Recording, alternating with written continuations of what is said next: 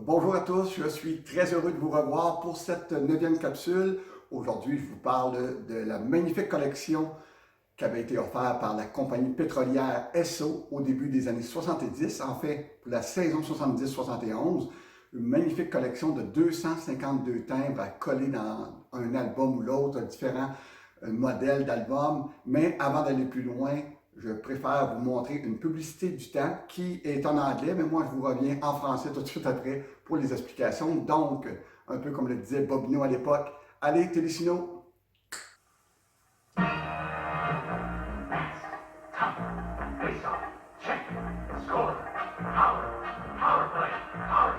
What's the word on hockey action? What is hockey's new attraction?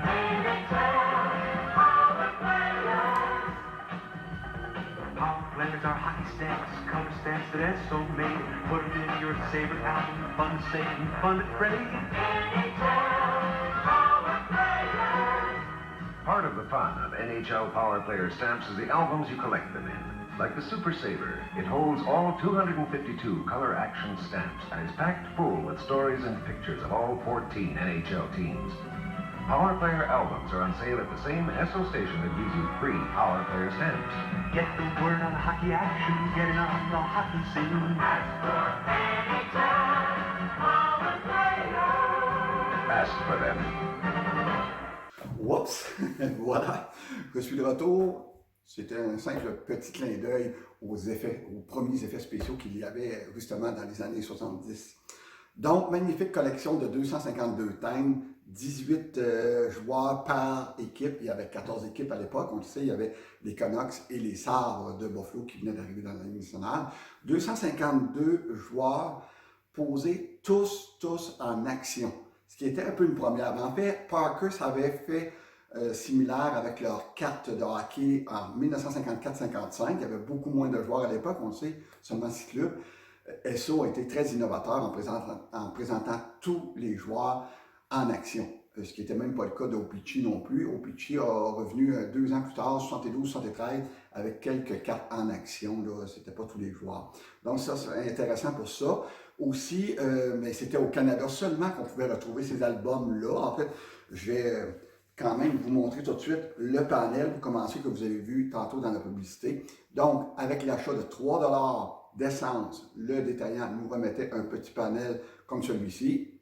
Et à l'intérieur, il y avait 6 joueurs différents qu'on pouvait ensuite détacher et apposer dans notre album si on l'avait, ou le mettre tout simplement dans notre petit étui que le détaillant nous avait donné gratuitement aussi une première fois, dans lequel on pouvait aussi entreposer nos timbres et en attendant de peut-être acheter l'album comme tel.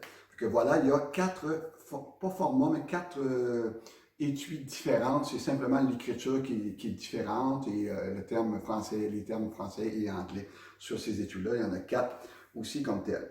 Il y a un fameux bon de commande que je vous montre ici, auquel on pouvait commander des choses. Évidemment, comme les albums n'étaient pas chez les détaillants, il fallait les commander. Il y avait 4 albums différents, 2 en français, 2 en anglais. Dans celle en français, les Canadiens étaient premièrement présentés en premier lieu, mais dans l'album anglophone, on le devine, c'était les Maple Leafs de Toronto.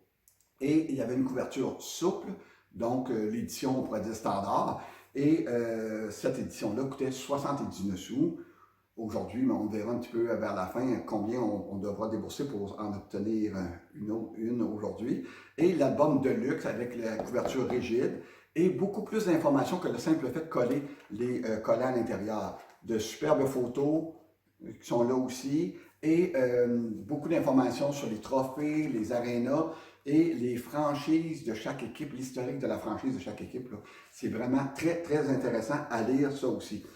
Avec le fameux bon de commande, on pouvait commander une feuille de statistiques aussi, auquel il y avait une feuille un peu similaire à celle-ci, avec 252 petites étiquettes pour apposer sur chacun les statistiques sous chaque joueur. Donc, ça venait compléter un peu l'information qu'il y avait aussi là-dessus. Si jamais vous trouvez cette feuille de statistiques-là intacte, donc avec tous les petits étiquettes collées, attendez-vous de débourser quelques centaines de dollars sans doute pour l'obtenir parce qu'elle est très rare.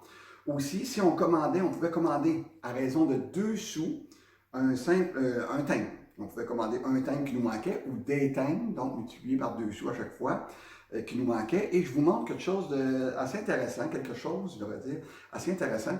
Exemple, Vic Hadfield ici. Si on l'avait obtenu dans un panel comme celui-ci, donc évidemment on le devine, il y a des petits pointillés sur les abords du thème.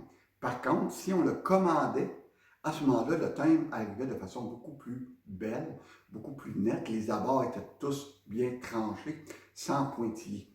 Donc, aujourd'hui, lorsqu'on trouve des thèmes, il faut s'attendre à payer peut-être pour un thème commandé jusqu'à 5 fois la valeur d'un thème qui est avec des pointillés. Évidemment, ça ne paraît pas bien lorsque un joueur est commun et qu'on aurait payé 50 sous, puis là on paye 2,50. Mais si on a un Bobby Orr ou un Gordea ou Jean Béliveau comme ça, il faudra mettre quelques dizaines de dollars sur la table pour obtenir ceci.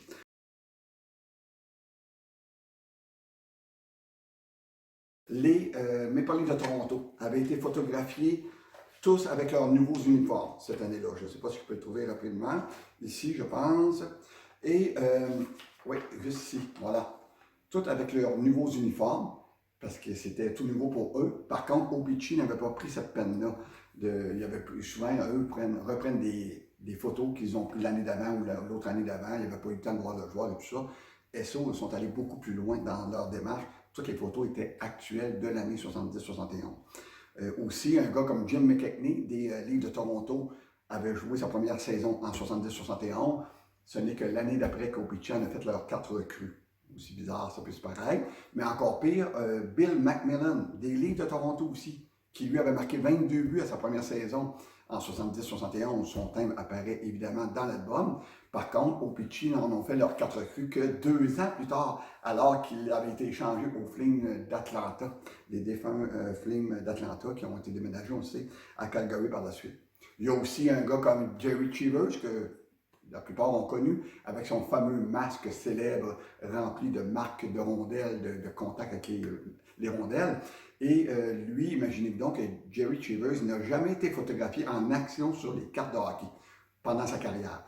Par contre, SO, étant donné qu'il s'était donné le mot d'ordre de toute photographier les joueurs en action, bien évidemment, on voit Jerry Cheevers en action dans cette collection comme telle. Comment on devra débourser en terminant? Comment on devra débourser pour chacun des thèmes?